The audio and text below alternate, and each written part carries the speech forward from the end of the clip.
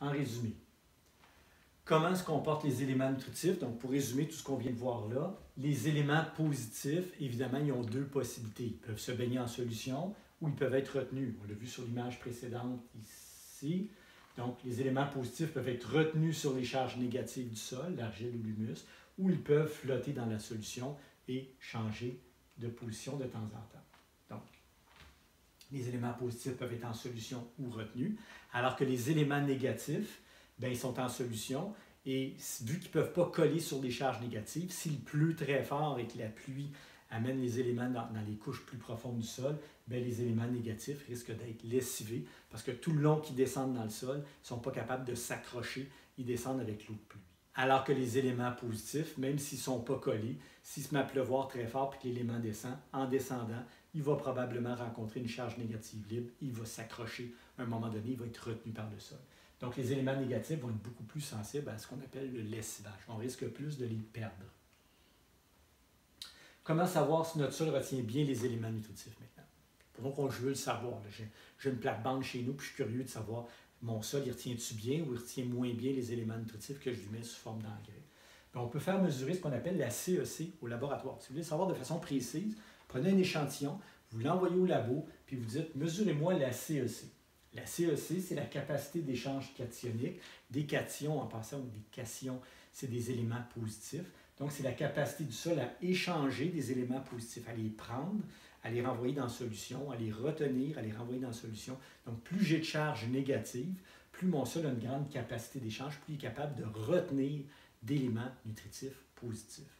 Maintenant, c'est pas important de savoir c'est quoi la définition de la CEC. Ce qui est important de savoir, c'est que si jamais vous avez une analyse de sol en face des yeux, puis que le client vous dit, j'ai fait analyser mon sol, ça veut dire quoi ça? J'ai une CEC de 17.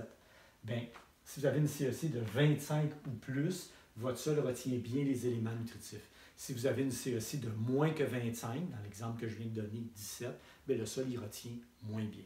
Donc, la CEC va vous dire, le sol, y a-t-il beaucoup de charges négatives ou pas? Et la norme est autour de 25. Un sol qui a 25 ou plus de CEC, on considère qu'il retient bien les éléments nutritifs. Un sol qui a moins de 25, on considère qu'il retient moins bien.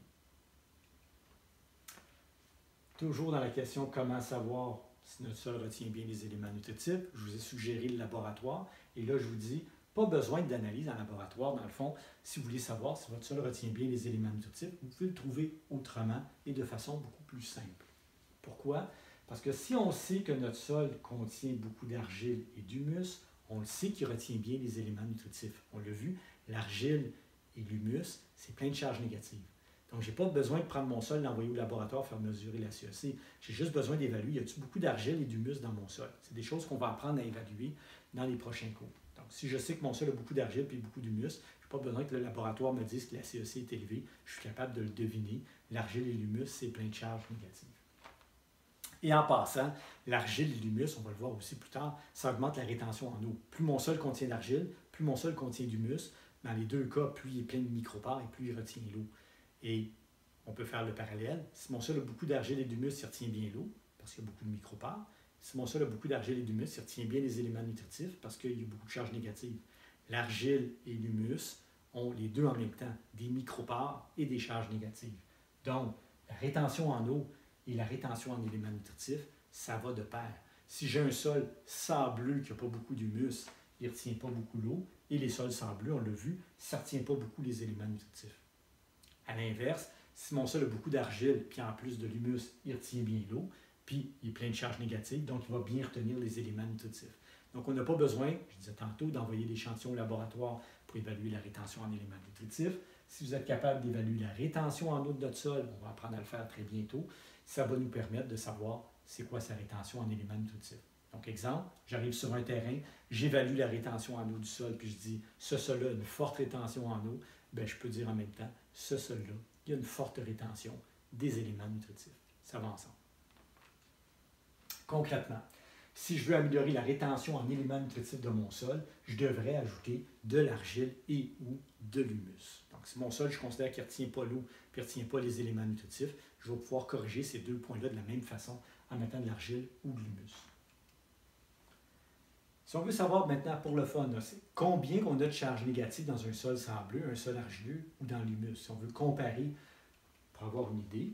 Donc, si je prends un échantillon avec juste du sable, je vais dans un carré de sable, puis je ramasse un sac Ziploc plein de sable, puis je l'envoie au laboratoire, puis je dis « Mesurez-moi la CEC ». J'ai dit tantôt, la norme est autour de 25. Vous imaginez bien que le sable tout seul, ça va être en bas de 25. Bien, pour vous donner une idée, en moyenne, du sable qu'on enverra au laboratoire pour faire mesurer la CEC, on aurait une lecture autour de 10. Ça ne retient pas beaucoup. Maintenant, je fais la même expérience. Je vais dans un endroit où il y a beaucoup d'argile, je mets ça dans un sac Ziploc, j'envoie ça au laboratoire, puis je paye pour faire mesurer la CEC. Bien, la CEC va être encore plus haute que 25. L'argile, on l'a dit tantôt, c'est plein de charges négatives.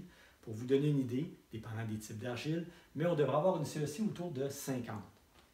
Ce que ça veut dire concrètement, c'est qu'à quantité égale, l'argile retient 5 fois plus d'éléments nutritifs que le sable. Il est capable de faire 5 fois plus de réserves de minéraux que le sable est capable de faire. C'est quand même assez important. Maintenant, l'humus, je vous laisse deviner, plus ou moins que l'argile. L'humus retient encore mieux que l'argile. Donc, l'humus a une CEC d'environ 200. Ce que ça veut dire, encore une fois, concrètement dans la vraie vie, c'est que si mon sol ne retient pas très bien les éléments nutritifs et que je mets du compost dedans, qui est très riche en humus, évidemment, bien, je vais corriger ce défaut-là, dépendant des quantités que je mets, évidemment. Mais si j'en mets des quantités suffisantes, c'est comme si j'apportais des nouvelles charges négatives dans mon sol pour que mon sol retienne mieux. Donc, l'humus, encore plus efficace que l'argile. Donc, pour augmenter la rétention en éléments nutritifs de mon sol, l'idéal, ça serait de mettre beaucoup de compost. Donc, d'ajouter du compost en bonne quantité, parce que le compost, c'est un matériau qui contient beaucoup de charges négatives, donc qui fait une bonne réserve de minéraux dans le sol. Si j'ai un sol sableux puis je veux augmenter sa rétention en éléments nutritifs, la première chose que je devrais faire, c'est de penser à y ajouter du compost. En conclusion, donc si on conclut la leçon 2, les points importants qu'on vient de voir, la texture va influencer les propriétés du sol. Donc, selon que j'ai un sol sableux, intermédiaire ou argileux, je n'aurai pas les mêmes propriétés, rétention en eau, drainage, entre autres. On doit connaître la texture du sol sur lequel on travaille pour savoir ce qu'on doit améliorer. Donc, on ne fait pas toute la même affaire dans tous les sols. On va vérifier quel type de sol on a et on va apporter les correctifs selon ce qu'on veut corriger. Dans un sol sableux, je l'ai dit, on va vouloir d'abord corriger la rétention en eau. Dans un sol argileux, on va d'abord vouloir corriger l'aération et le drainage. Troisième point dans la conclusion, les sols contiennent des charges négatives qui leur permettent de retenir les éléments nutritifs positifs évidemment, et plus le sol contient d'argile et d'humus, plus il va retenir l'eau et plus il va retenir aussi les éléments nutritifs.